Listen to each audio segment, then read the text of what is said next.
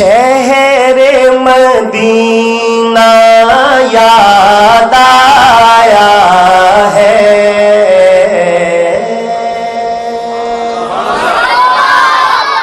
تسی ایسا بولو.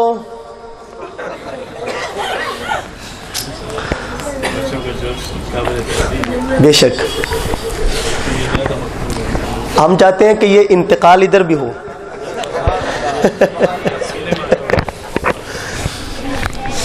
شہر مدینہ یاد آیا ہے، وہ بھی اتنی رات گئے. شہر مدینہ یاد آیا ہے، وہ بھی اتنی رات گئے. بولے شہر مدینہ یاد آیا ہے، وہ بھی اتنی رات گئے.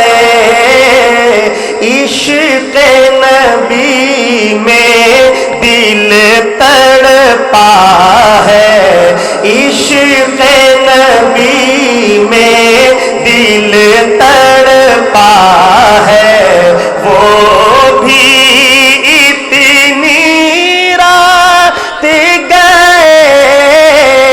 عشق نبی میں دل تڑپا ہے، وہ بھی اتنی. اللہ کرے جو میرے ساتھ پڑھے اسی سال مدینے جائیں. عشق نبی میں دل تڑپا ہے، وہ بھی اتنی. اور چوم کے جبرائیل نے تلیا آقا کو بیدار کیا.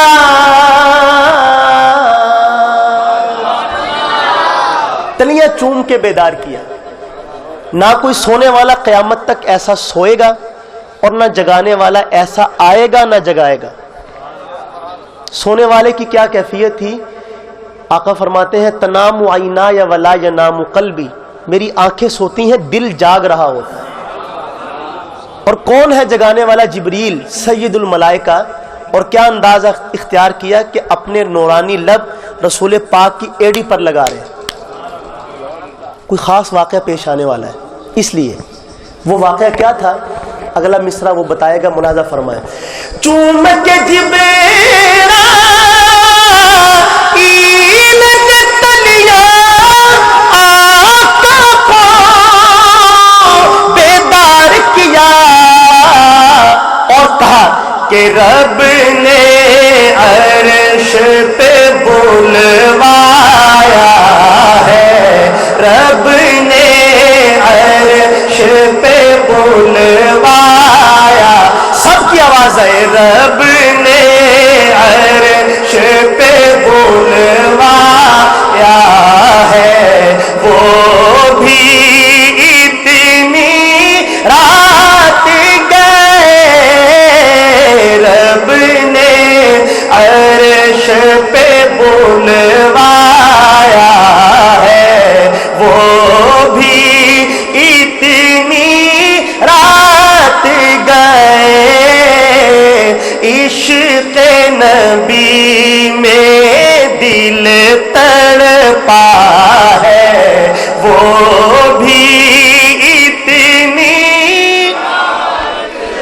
اللہ اللہ باغ عدن ہے اور معراج کا منظر ہے. معراج کا منظر کیا تھا؟ ہم سب ماشاءاللہ آپ لاہور کے رہنے والے ہیں.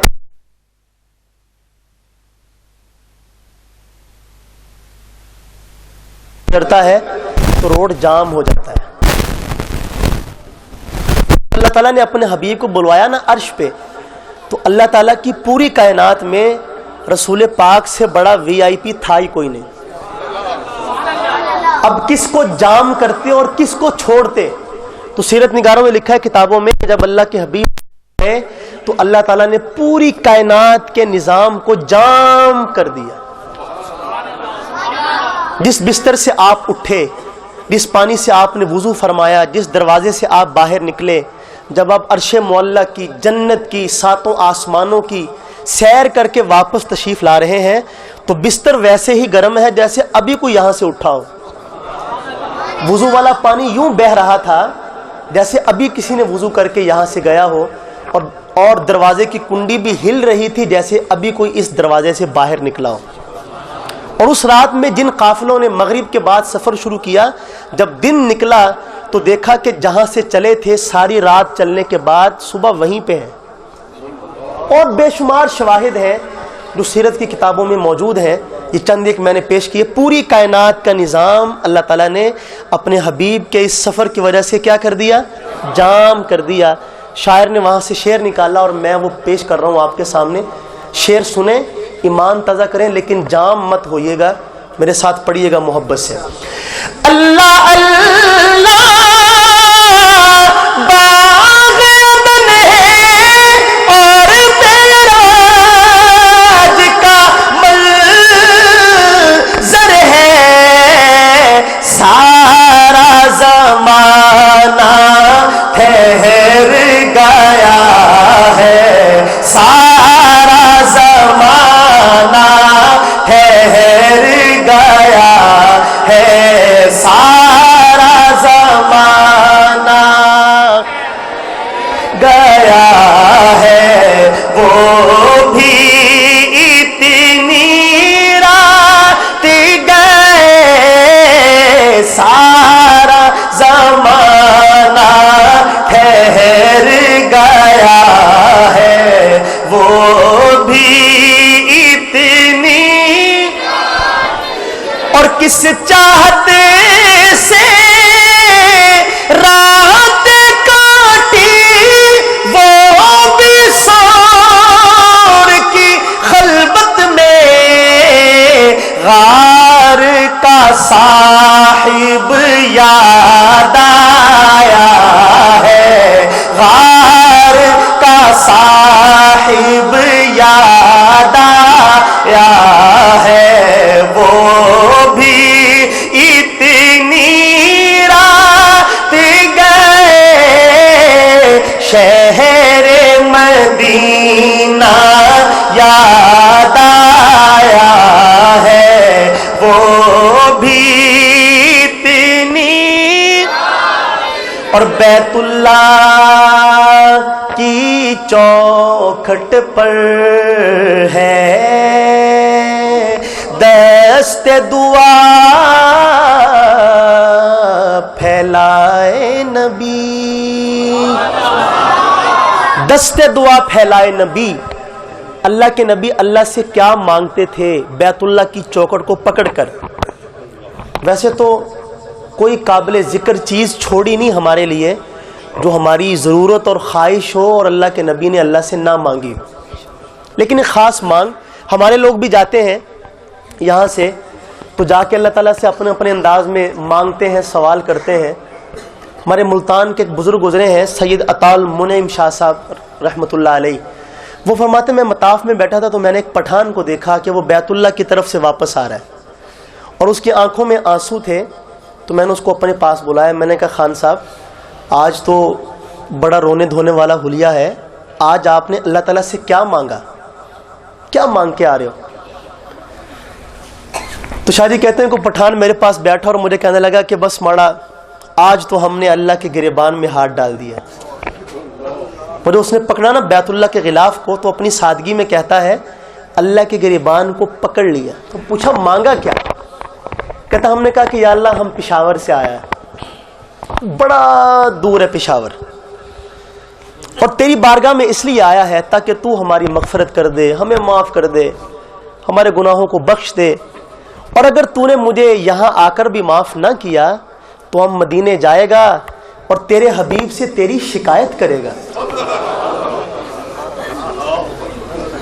شاہ جی کہتے ہیں کہ میں تو کانپ اٹھا کہ یا اللہ تیرے پاس لوگوں کے کیسے کیسے ڈھنگ ہیں مانگنے کے جو لوگوں کے دلوں میں تو ڈال دیتا ہے. تو یہ ایک چھوٹی سی بات میں نے اس لیے سنائی کہ مانگنے والوں کے اپنے اپنے ڈھنگ ہیں. اس پہ بے شمار واقعات ہیں، لیکن میں شعر پڑھتا ہوں کہ اللہ کے نبی اللہ سے کیا مانگتے تھے. اسلام کی تاریخ کا ایک سنہرا واقعہ، اور اگر اس واقعے تک آپ پہنچ جائیں تو آپ کے چہرہ بتائے گا مجھے. ملاحظہ فرمائیں. بیت اللہ کی چوکھٹ پر ہے دست دعا پھیلائے نبی، رب سے عمر کو مانگ رہا ہے، رب سے عمر کو مانگ رہا. سب کی آواز ہے. رب سے عمر کو مانگ رہا ہے، وہ بھی اتنی رات گئے شہر مدینہ یاد آیا ہے، وہ بھی اتنی، اور لب پر ذکر نبی ہے جاری، اور لقاء کا شوق بھی ہے. لقاء کا شوق، سرکار دو عالم سے ملاقات کا شوق سب کے دل میں ہے. اور لکھا ہے کتابوں میں کہ جب بلال حبشی کی موت کا وقت قریب آیا تو شعر پڑھتے تھے، غدن نلقى الاحبہ، کل ہم اپنے محبوب لوگوں سے ملاقات کرنے والے ہیں. لوگوں نے پوچھا حضرت آپ کے محبوب کون ہیں؟ ساری زندگی تو آپ نے بتایا نہیں، آج بتائی دیں آپ کے محبوب کون ہے جس سے آپ ملاقات کی خواہش رکھتے ہیں. تو فرمایا محمدم و حزبہ، میرے آقا ہیں اور آپ کے ساتھی ہیں، اور کون ہو سکتا ہے. ملاقات کا شوق سب کے دل میں ہے، اور یہی شوق آپ کو کشاں کشاں کھینچ کے یہاں لایا ہے. ایک شعر آپ سب کے حوالے، ملاحظہ فرمائیں. لب پر ذکر نبی ہے جاری، اور لقاء کا شوق بھی ہے، ایک دیوانہ جاگ رہا ہے، ایک دیوانہ جو جاگ رہے بلند آواز سے کہیں، ایک دیوانہ گر رہا ہے، یہ دیوانے جا